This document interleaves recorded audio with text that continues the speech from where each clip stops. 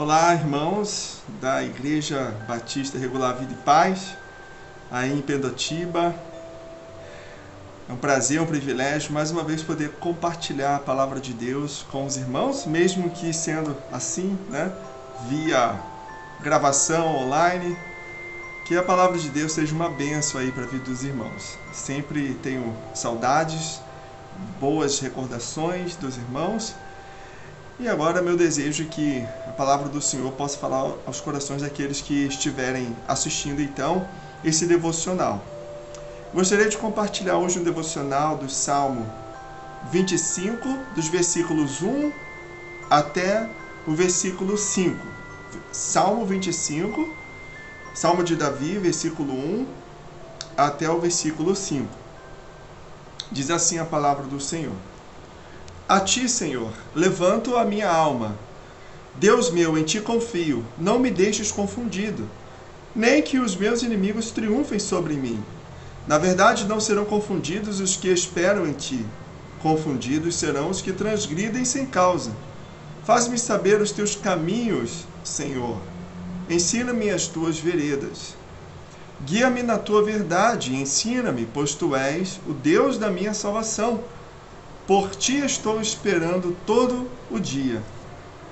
Então, neste salmo de Davi, ele expressa o seu pedido a Deus para que os seus inimigos não triunfem sobre ele.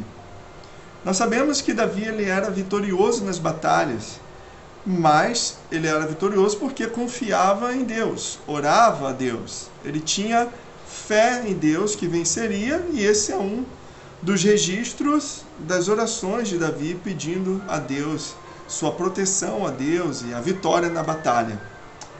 Há muitos pedidos de oração neste salmo e declarações de confiança em Deus neste salmo. É um excelente salmo, tem 22 versículos, um salmo muito bonito a propósito.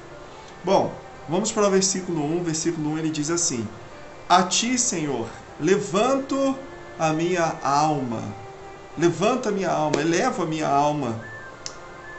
E é interessante, quando nós pensamos algo que vai para o alto, quem habita no alto? Nós sabemos que Deus habita no alto. Em Isaías 57:15, a palavra de Deus nos diz assim, sobre o lugar de habitação de Deus. Porque assim diz o alto e sublime, que habita na eternidade e cujo nome é santo. No alto e santo lugar habito, como também com o contrito e abatido de espírito, para vivificar o espírito dos abatidos e para vivificar o coração dos contritos. Veja o lugar de habitação de Deus, no alto e santo lugar habito, diz o alto e sublime. Também vemos que Jesus, na oração do Pai Nosso, ele nos ensina a orar, e na primeira sentença da oração ele diz: Pai nosso que estás nos céus, Pai nosso que estás nos céus, santificado seja o teu nome. Então, sabemos que o lugar onde Deus habita, no alto, ele também está conosco. Ele também, como nós vimos em Isaías 57:15, ele também habita com contrito e abatido de espírito, para vivificar o espírito dos abatidos e para vivificar o coração dos contritos. Mas o Deus Santo, Deus sublime, nós sabemos, o lugar da habitação de Deus é no alto, o lugar da presença de Deus, o lugar para onde nós queremos ir, não é? Para o céu. Nas orações era costume levantar, nas orações dos judeus, era um costume levantar as mãos para o alto, posição, levantando as mãos para o alto, em direção ao lugar da habitação de Deus. Estou diminuindo aqui porque a tela não permite os irmãos verem minhas mãos aqui ao longo do foco, mas era um costume orar com as mãos levantadas. Neste salmo de Davi ele menciona não apenas o levantar as mãos para o alto, não apenas olhar para o alto, mas elevar ou levantar a alma a Deus que está no alto, a sua vida, a totalidade do seu ser para Deus. Em nossas orações, então, irmãos, temos que com confiança entrar diante de Deus, na sala do trono de Deus, com a nossa vida por inteiro diante do Senhor. Paulo escreve que devemos buscar as coisas do alto, pensar nas coisas do alto e não nas coisas que são daqui da terra. Há filhos de Deus, há crentes que estão tão ligados com as coisas desta terra que ao invés de subirem com asas como águias, estão como toupeiras escavando a terra, como tatus cavando a terra, escavando a terra e se enterrando nos prazeres deste mundo passageiro. Jesus diz que onde estiver o nosso tesouro, aí estará também o nosso coração. E por isso nós devemos ajuntar tesouros no céu. Nossa vida está no alto, buscando as coisas do alto, pensando nas coisas do alto, aguardando aquele que está no alto um dia vir nos buscar para nos levar para si mesmo, o Senhor Jesus Cristo. Então, elevemos as nossas vidas a Deus. Como? Através da oração. Nós também vemos no versículo 2 que Davi ele escreve assim: Deus meu, em ti confio, não me deixes confundido, nem que os meus inimigos triunfem sobre mim. Há uma relação aqui entre a confiança em Deus e a vitória na batalha. E a relação entre a confiança em Deus e a confusão ou vergonha na derrota pelos inimigos, veja que é pensando na honra ou desonra para o nome de Deus, não na honra de si mesmo. O que eu quero dizer? O que Davi quer dizer também. Deus está dizendo, ou melhor dizendo, Davi está dizendo que se eu confio em Deus e os meus inimigos sabem que eu confio em Deus e eu perder a batalha, então dirão: onde está o teu Deus agora que você confiou? E isso seria para Davi mais insuportável do que perder a batalha. Por isso ele diz: meu Deus, Deus meu, em ti confio, não me deixes confundido, nem que os meus inimigos triunfem sobre mim. Eu confio em ti, que eles não triunfem sobre mim. Podemos pensar na batalha de Davi e Golias. Davi ele foi para a arena contra Golias em o nome do Senhor. Ele disse para o gigante Golias: eu vou contra ti em nome do Senhor, Deus dos exércitos. E se Davi perdesse a batalha? Quem seria envergonhado? Não apenas Davi, mas o nome do Deus a quem ele proclamou, o Senhor dos exércitos. Mas Davi venceu e Deus foi glorificado. Então a ideia é: eu confio em Deus. Deus, não permita que os meus inimigos triunfem sobre mim, não para que eu apenas seja derrotado, mas para que o nome do Senhor não seja desonrado. Então o desejo dele é que o nome de Deus seja honrado. A preocupação do verdadeiro Filho de Deus é glorificar e honrar a Deus com a sua vida. Com a sua vida. Nossas vitórias em nossas vidas são por Deus e para a glória de Deus. Confiamos em Deus e Deus glorifica o seu nome através das nossas vidas. Nós não queremos desonrar o nome de Deus, por isso queremos ser vitoriosos nas batalhas. No versículo 3 ele continua dizendo: na verdade, não serão confundidos os que esperam em ti. Confundidos serão os que transgridem sem causa. Nenhum dos que confiam no Senhor, é o que diz esse versículo, né? Nenhum dos que confiam no Senhor, esperam no Senhor, serão confundidos ou decepcionados. Já confiou alguém e se decepcionou por isso? Qual é a sensação de você colocar sua esperança em alguém, sua confiança em alguém e essa pessoa te decepciona? É horrível, não é mesmo? Então, a promessa é que aqueles que esperam em Deus nunca passarão por essa decepção de confiar em Deus e ser decepcionado ou confundido ou passar vergonha por ter confiado em Deus. Confuso é aquela sensação que você não compreende o que foi que aconteceu ou ficar envergonhado diante dos inimigos. E o salmista continua no versículo 3: confundidos serão os que transgridem sem causa.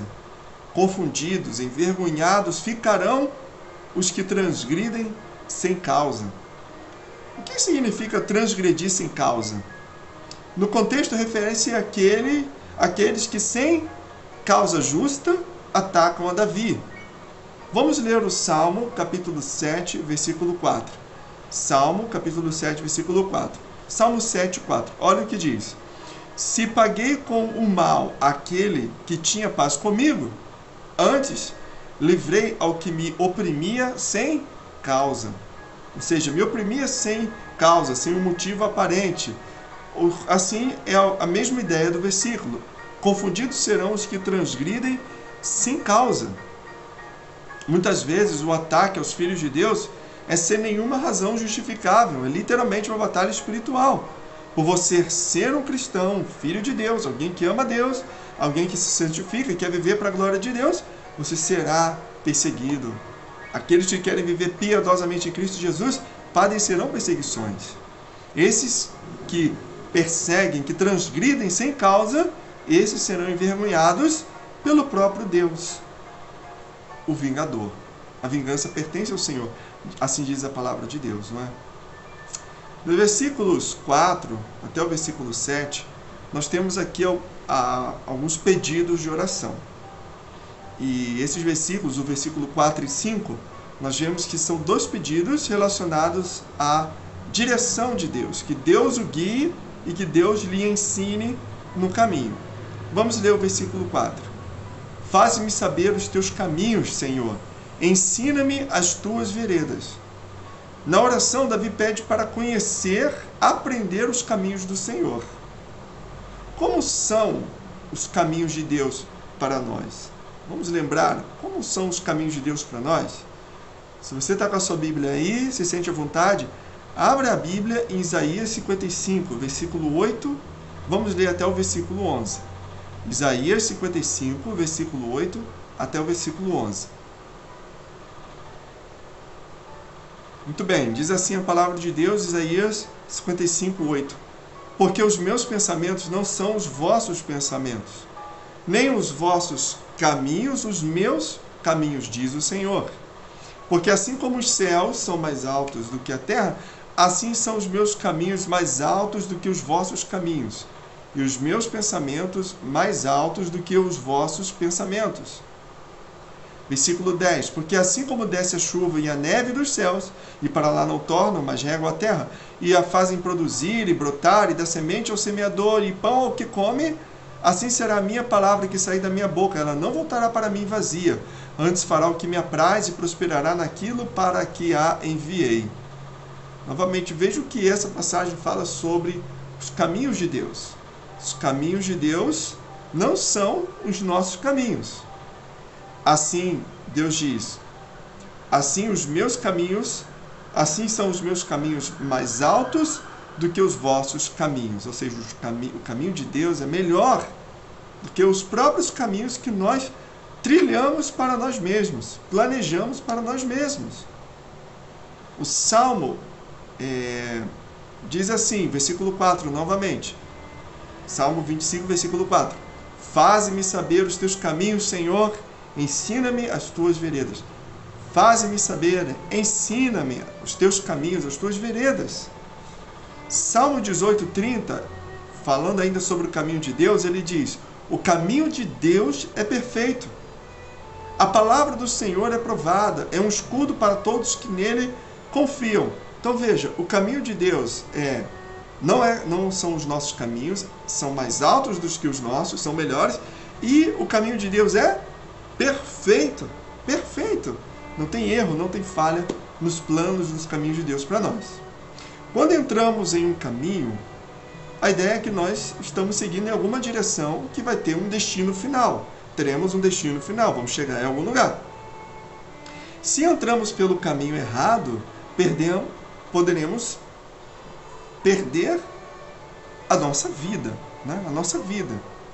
Já ouvimos de várias notícias de pessoas que entraram pelo caminho errado e entraram em áreas dominadas por traficantes e foram mortas. Recentemente aconteceu isso. Então, nós temos a tendência de criar os nossos próprios caminhos, a vivermos de acordo com as nossas vontades, mas precisamos entender e dizer, não a minha vontade, Senhor, mas a tua.